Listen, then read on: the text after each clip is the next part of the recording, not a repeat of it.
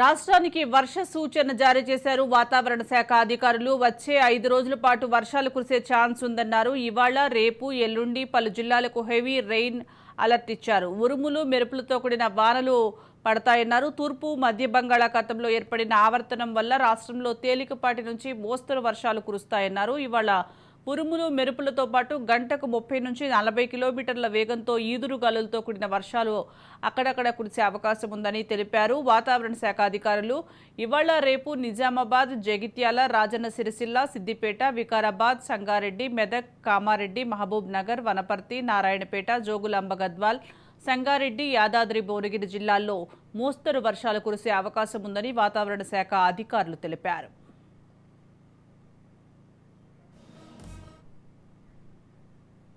దీనికి సంబంధించి మరింత సమాచారం మా ప్రతినిధి తేజ అందిస్తారు. తేజ, చెప్పండి. రాష్ట్రానికి వర్ష సూచన ఉన్నట్లుగా తెలుస్తోంది. వచ్చే 5 రోజుల పాటు వర్షాలు కురిసే అవకాశం ఉన్నట్లుగా వాతావరణ శాఖ తెలిపింది. అప్డేట్స్ ఏంటి?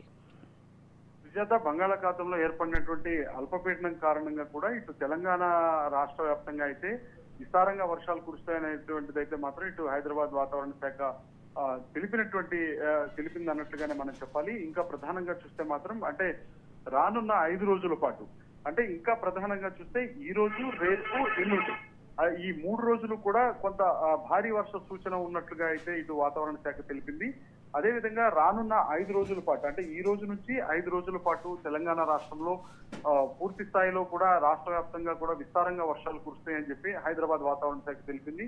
ఇక నిజామాబాద్, అదేవిధంగా జగిత్యాల, మంచిర్యాల, అదేవిధంగా రాజన్న సిరిసిల్ల జిల్లా ఇలా సంబంధించినటువంటి కొన్ని జిల్లాలకైతే మాత్రం పూర్తి స్థాయిలో కూడా అంటే కొంత హెవీ రైన్స్ అంటే కొంత అధిక వర్షపాతం నమోదయ్యే పరిస్థితులు ఉన్నట్లుగా చెప్పింది.